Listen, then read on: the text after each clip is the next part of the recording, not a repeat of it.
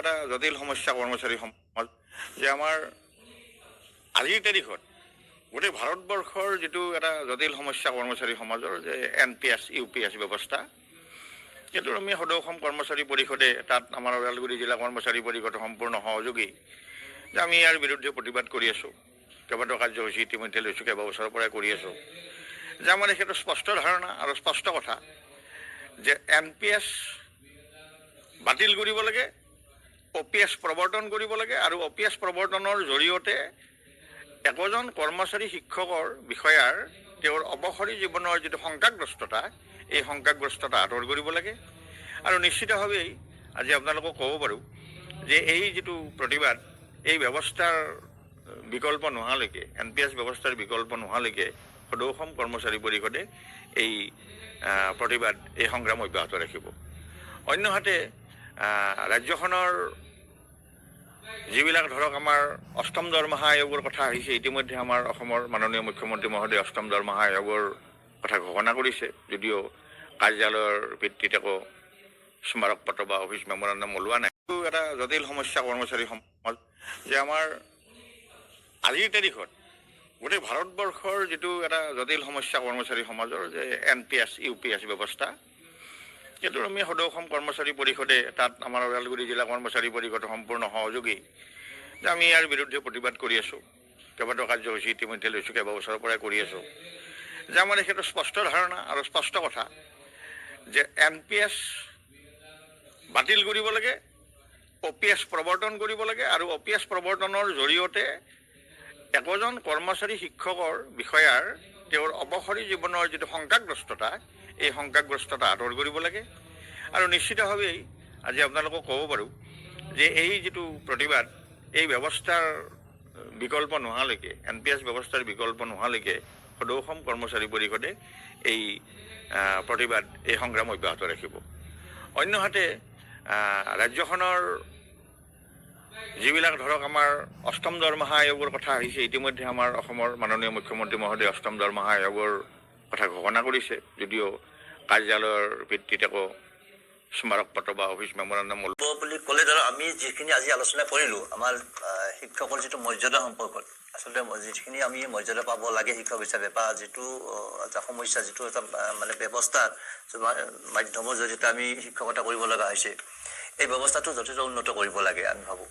কাৰণ আমি যিখিনি আজি সমাধান দিলে আমাৰ ইয়াত পঢ়ি থকা আমাৰ বিশিষ্ট ব্যক্তিসকলে বা আমাৰ ৰাতুল গোস্বামী ডাঙৰীয়াসকলে, যে যিটো চৰকাৰে নেৰেটিভ সৃষ্টি কৰি আছে, চৰকাৰী বিদ্যালয়বিলাক এক প্ৰকাৰ এটা মানে তাৰ মানে যাতে মানসিকভাৱে যাতে অভিভাৱকবিলাক বা এটা ব্যৱস্থাৰ জৰিয়তে কি হয়, চৰকাৰী ব্যৱস্থাটো যাতে ধ্বংস হৈ যায়, তেনেকুৱা ধৰণৰ এটা নেৰেটিভ সৃষ্টি কৰি আছে। এইটো সঁচা কথা, এইটো একেবাৰে স্পষ্ট হৈ গৈছে। তাৰ লগতে আৰু কম যে ব্যক্তিগত বিদ্যালয়ৰ যিটো উত্থান, আপুনি কৈছে যে কম পইচা দিলেও ভাল শিক্ষা লাভ কৰে বা ভাল এটা মৰ্যাদা লাভ কৰে, উৎকৃষ্ট ৰিজাল্ট ভাল পায়। কিন্তু মই এইটো ক্ষেত্ৰত এটা কথা ক'ব খুজিছোঁ যে ব্যক্তিগত খণ্ডৰ বিদ্যালয়ৰ লগত আমাৰ চৰকাৰী তুলনা নহয়, তাত এটা ব্যৱসায়, ব্যক্তিগত খণ্ডৰ বিদ্যালয়টো সম্পূৰ্ণ এটা ব্যৱসায়িক ভিত্তিত গুচি গৈছে। গতিকে তেওঁলোকে ব্যৱসায়টো ক'ত পাব? ব্যৱসায়টো পাব যে ৰিজাল্টটোৰ লগত, ৰিজাল্টটো ভাল হ'লে তেওঁলোকৰ ব্যৱসায়টো উন্নত হৈ থাকিব। মেইন কথাটো সেইটোৱে। গতিকে তেওঁলোকে সেই ৰিজাল্টটো ভাল কৰাৰ কাৰণে যি লাগে তাকে ব্যৱহাৰ কৰিছে, যি ধৰণে টিচাৰ আৰু টিচাৰটোতো কম পইচাত পাইছে। কম পইচাত কিয় পাইছে? যে আনএমপ্লয়মেণ্ট মাৰ্কেটখন ইমান গধুৰ হৈ গৈছে, গঢ়ি লৈ গৈছে যে সেই মাৰ্কেটখনত যথেষ্ট আজিকালি শিক্ষিত মানুহ পোৱা যায়। গতিকে তেওঁলোকক একেবাৰে কম পইচাত ব্যৱহাৰ কৰি তেনেকৈ এটা ব্যৱস্থা জৰিয়তে তেওঁলোকে সেইটো সুবিধাটো লৈ এইটো ব্যৱস্থা কৰি আছে।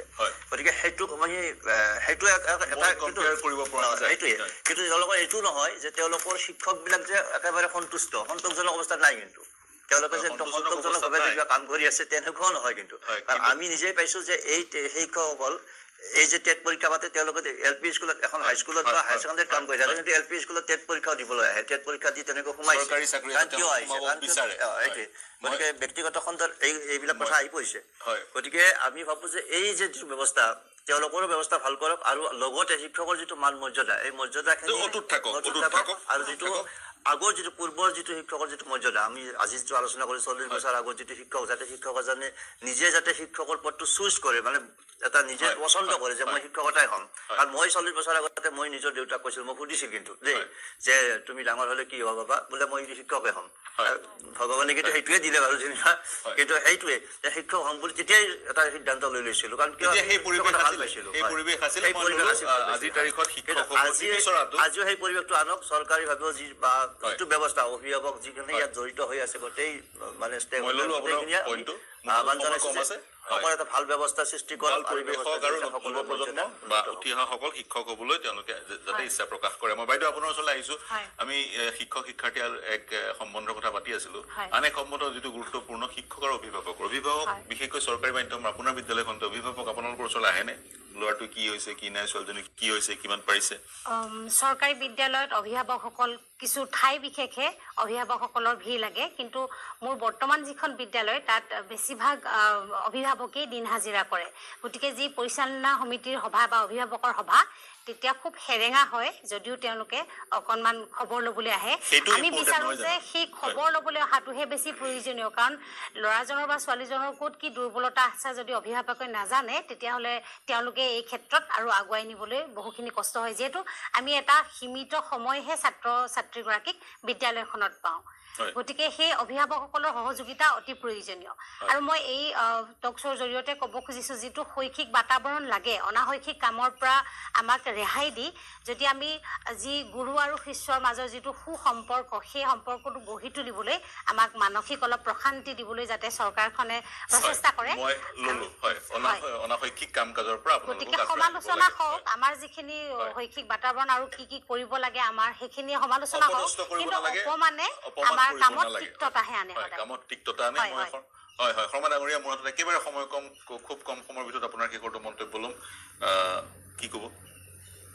কনক্লুডিং ৰিমাৰ্ক একেবাৰে 30 ছেকেণ্ডত। হয়, ৰাজ্য চৰকাৰখনে আমাৰ মাতৃভাষা মাধ্যমৰ এই চৰকাৰী খণ্ডৰ বিদ্যালয়সমূহৰ মানে উন্নয়নৰ কাৰণে মানে খুব মন পুতি লাগিব লাগে, আৰু বিদ্যালয়খনৰ বিদ্যায়তনিক দিশটো আগবঢ়াই নিয়াৰ কাৰণে শিক্ষকসকলক যি ধৰণৰ সহায় সহযোগিতা কৰিবলৈ এইখিনি কৰিব লাগে। আৰু এইবিলাক যিবিলাক বজায় এতিয়া ডাটা লাগে, কিবা লাগে, তাৰ কাৰণে ডাটা অপাৰেটৰ দিয়ক বিদ্যালয়সমূহত।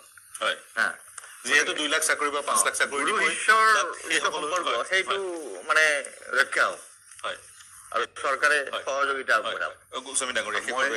মই এটা কথাই ক'ব খুজিছোঁ যে শিক্ষকসকলৰ যিটো বিশ্বাস, সেই বিশ্বাসটো বহু ক্ষেত্ৰত হেৰাইছে। এই কাৰণেই হেৰাইছে, কেতিয়াবা শিক্ষকক মাল বুলি কোৱা হৈছে, কেতিয়াবা শিক্ষকক আঙুলি টোওৱা হৈছে, কেতিয়াবা আপোনাৰ পৰীক্ষাৰ ডিউটি দিওঁতে গৈ মানে পিটি শিক্ষক মৰিব লগা অৱস্থা কৰিছে। এই ধৰণৰ পৰিৱেশবোৰ যিটো হৈছে, এই পৰিৱেশৰ কাৰণে শিক্ষকসকলে যিটো আত্মবিশ্বাস হেৰুৱাইছে, তাক ঘূৰাই অনাটো চৰকাৰখনৰ দায়িত্ব। আৰু তাৰ কাৰণে এই নৱগঠিত চৰকাৰখনে এটা শক্তিবন্ত পৰিৱেশ নিৰ্মাণ কৰিবৰ কাৰণে চৰকাৰখনে কাম কৰক। হয়, মই গোস্বামী ডাঙৰীয়া, ডক্টৰ গোস্বামী, শেষৰটো মন্তব্য 30 ছেকেণ্ড মানত আপুনি শেষ কৰিব লাগিব। আৰু শিক্ষাই এখন সমাজৰ ভৱিষ্যত দ্ৰষ্টা, গোটেই সমাজখনৰ ভৱিষ্যতটো নিৰ্ণয় কৰে শিক্ষা আৰু শিক্ষকে। আৰু শিক্ষকসকলৰ ওপৰত আমি এখন সমাজে কেনেকুৱা দিছো সেই দৃষ্টি নিবন্ধ থাকে ছাত্ৰসকলক। আৰু শিক্ষকসকলেও বহু ক্ষেত্ৰত নিজক আত্মসমালোচনা কৰিব লাগিব, আত্মবিশ্লেষণ কৰিব লাগিব। আজি কেইদিনমানৰ আগৰ এটা কথা, মোৰে পৰিয়ালৰ এগৰাকী মানুহ, তেখেত আপোনাৰ এখন স্কুলৰ পৰা ৰিটায়াৰ হৈছিলে।